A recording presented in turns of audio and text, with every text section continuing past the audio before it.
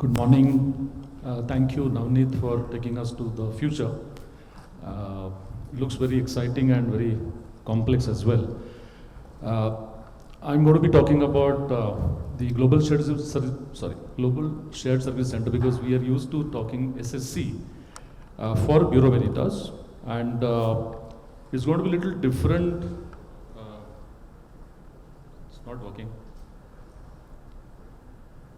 Bit different in the sense that we are used to hearing about shared services mainly for the support functions, whereas what we have is mainly for the operation shared service center, which will answer some of the questions that were put by the participants here.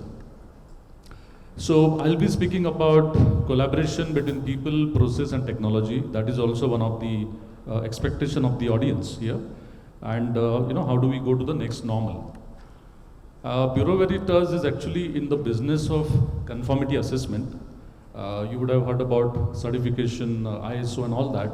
There is a lot beyond that, and I'll very quickly talk about the core business of Bureau Veritas, so that you get a context about the global SSC, how it supports the core business. So first I will give you a glance at the Bureau Veritas group, and then talks about the Operation Shared Service Center. We as a company, we are a business to society company. Basically, we operate with the businesses, and we see a direct impact of our services on the society by positively transforming the world that we live in. So this is one of our missions. And how do we do that? By using the competence and knowledge and experience of our expertise in the different areas. We are contributing in quality, health, safety, and sustainability. So the overall mission we have is shaping the world of trust by ensuring a responsible progress. And when we say this, basically what we try to do and facilitate is building trust between the regulators and the public authorities, the industries, and the consumers, because that becomes a real problem when we are trying to address the global supply chain. Okay, so I will elaborate a little bit on how this business operates, and then go into this SSC part. Very briefly about our key figures. In terms of the revenue, employees, clients, and our office, different offices worldwide. Also about our presence in different continents. We are predominantly in Europe and Asia Pac, but of course present in all the other continents as well.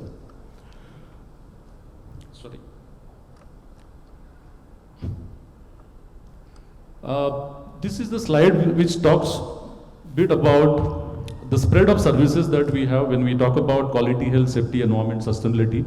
So right from the resources production, where we carry out some testing of some of the materials, raw materials and the food grains, till the time we are addressing the social issues and ESG kind of issues, we are involved in pretty much the life cycle of most of the industries.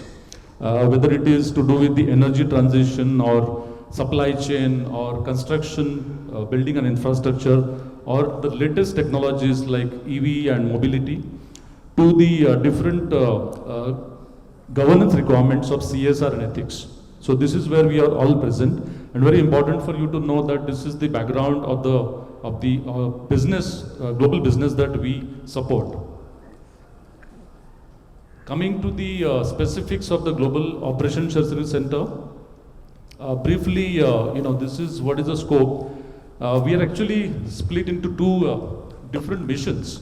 The first one is how do we support the global services, the global programs and global functions, corporate functions, by which we are able to contribute directly on the revenue, on the efficiency, on the global governance, on both on operations and technical, as well as on the direct contribution to the innovation. This is the first part, which is more like a mandatory.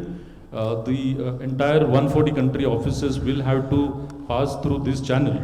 And the second one is a co-location support, which you could call it as an internal outsourcing, where the country's offices and businesses, they have an option voluntarily to come and take help of shared service center to take care of their local operational activities.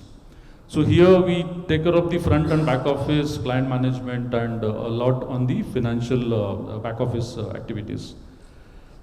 This is of course for the entire business. So this is how we are structured. And this is the kind of a spread that we have starting in 2010, in last 12 years, sorry. We have all the required infrastructure as most of you will have, so I will not really emphasize on that. But just to let you know, we are actually contributing on the different types of activities as part of the core business on the competencies and the qualifications of the resources that we have globally, as well as on the global certification business. I'll be talking about a little more on sharing my experience there. Now this is going to be a snapshot of how we evolved as a global shared service center, and will be very interesting for those of you who would be managing the shared services for a European company as to how they usually proceed. So we started with a very low-hanging central administration activities, which required more like monitoring the global KPI activities, alerting people what they need to do if something is going to be missed. Then it followed with some technical support, because the management got the confidence that this is the right model that we have in India, we have right people, we have right management and all that. And then followed with that, we started actually issuing the certificates from the global office. That became a central issuing authority, the office. And then we started directly contributing to the country's local businesses by doing the activities that should have been done by the local performing offices. Also by managing the direct client contracts in terms of the contract delivery, then sales, pre-sales, on CRM and marketing and communication, and accounts receivable and customer delivery. So the way this has been structured is, essentially we are now covering the entire sales to delivery life cycle of the company, and we are not really managing everything that the business does. We are only selectively, taking the processes and centralizing it, because we don't believe in doing everything, and we don't believe in having head count, but essentially what we have done is we have added more of a skill count. And what you see here, being zoomed out is basically all the activities which we are doing directly on behalf of the business, where the revenue is generated or the bottom line is directly impacted. While we did this, this is just to give you a picture that it is not necessary to add headcount all the time when you want to support to the growing business needs. I'll not go into details, but you can see what all of us faced challenges in 2020, and the headcount growth was definitely challenged. And then what we have done is, despite adding new processes, which you see in the balloons at the bottom, we were able to reduce the headcount because the focus shifted from headcount to skill count. This is exactly what I'm sure Navneet was talking about, because the skills people will anyway develop, and we should have a model where we are able to utilize those skills, and this is what we are already ready with. Coming to an important expectation from the audience, and I'll be sharing my insights. This may or may not work, but I think there are some basic things, which I believe should work in most of the organizations, which is how do we onboard people? And our experience is that, we cannot really put people in some isolated positions, some isolated roles, and expect them to understand the business. And we cannot take experienced people for all the functions. We must look at how we groom people right from the time they come out of their campuses and groom them for the next roles. So we have actually started adopting this model, not only to take care of the skill set issue, but also to take care of the cost issue.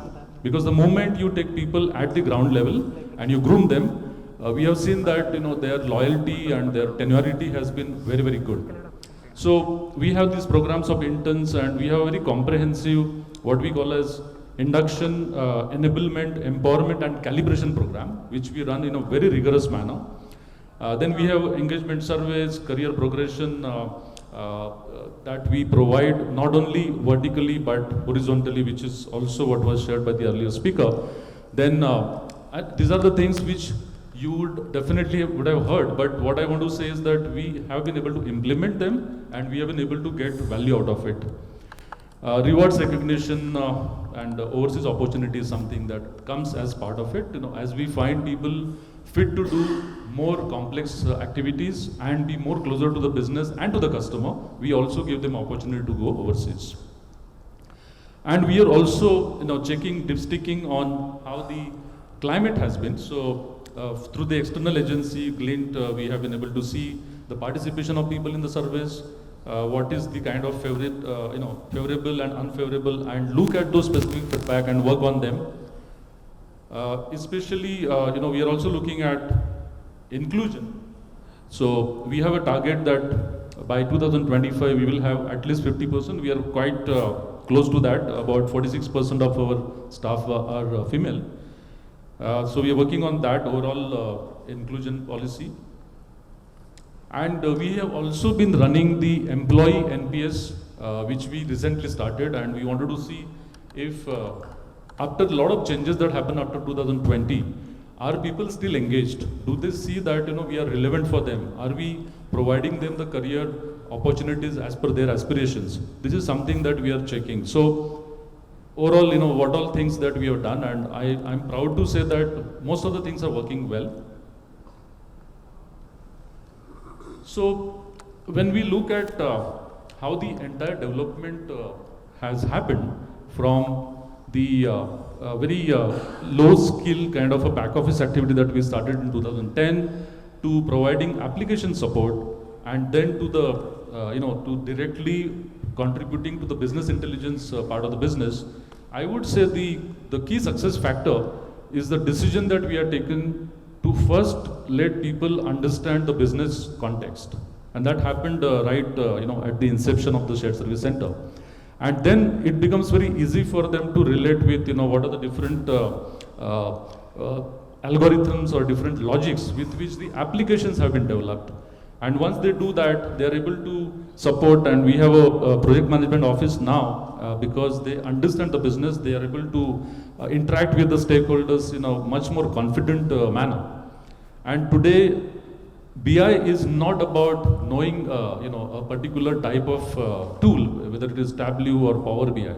It is about knowing the business. I think this is something that we must first ensure before we move people into those roles. So this is what we have been able to do successfully. To take one of the, I would say, success stories, we have been able to manage our global certification business centrally from here, which has a direct impact of about 100 million euro of revenue. The entire operation process is actually managed from this office, the Shared Service Center office, which is managing from the offer stage to the certificate issuance, as well as managing the qualifications of all the auditors that we have across the globe. And it started, as I mentioned about it, then we went into different compliance related processes, followed with post-pandemic, and we were also, we also experienced a cyber attack, and we could recover from that very soon because of the model that we have. And then, there is something that we have started involving people directly in the business strategy. That is what the top management thought, that SSC is now in a position to provide some business insights, and they can be directly be involved in the business strategy.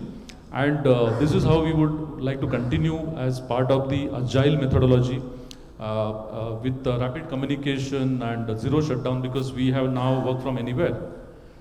One of the achievement because of very efficient shared service center model that we have is that we have achieved zero non-conformity by the accreditation body, which is oversight body for the certification bodies, with no non-conformity. And in couple of different certification schemes, we are labeled as gold label certification body. So these are some of the achievements, and what I would like to say is that there are core business activities that we manage from here, and this is the model that is existing and operational within India. As a part of the going up the value chain, We have been able to also directly contribute on the innovation, through some of the products that we rolled out in 2020, because the businesses wanted to be sure that they are ready to offer those services to the clients. And if the clients would see that it is safe to go into a restaurant or a hotel or a resort through our labels, the coming back to normal business was getting easy. So this is where we contributed, and this is where we were able to generate about 30 million euro revenue. The similar kind of a model we are passing on to different global customers in terms of doing assessment on the environment, labor policies, when they are operating with a global supply chain.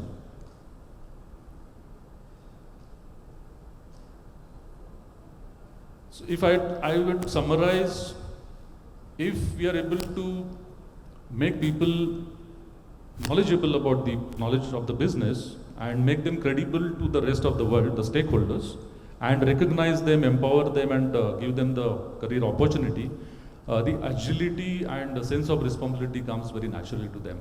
And this is what is the, I would say, the sustainable model that we will go with. And the last slide, if we were to really look at the new normal, incubating and developing the talent, which we did right from the post campus stage to having a people first orientation, not simply saying people first orientation, but there has to be a people process. We talk about people, process and technology, but there has to be process for people as well. This is something that we put in place, and it is working quite efficiently. And as a next stage, how do we ensure that people are able to contribute and collaborate on these strategic initiatives? That's what gives them a really, really good sense of achievement, and that is what we have been able to achieve. And finally, we have been able to set up some center of expertise as part of this overall growth that we have seen, or the maturity that we have seen, and the overall evolution that we have seen, which includes contribution on digital transformation, business intelligence, and we are also using some design thinking methodology to go to the next stage of innovation. That's it, what I had to present. Any questions?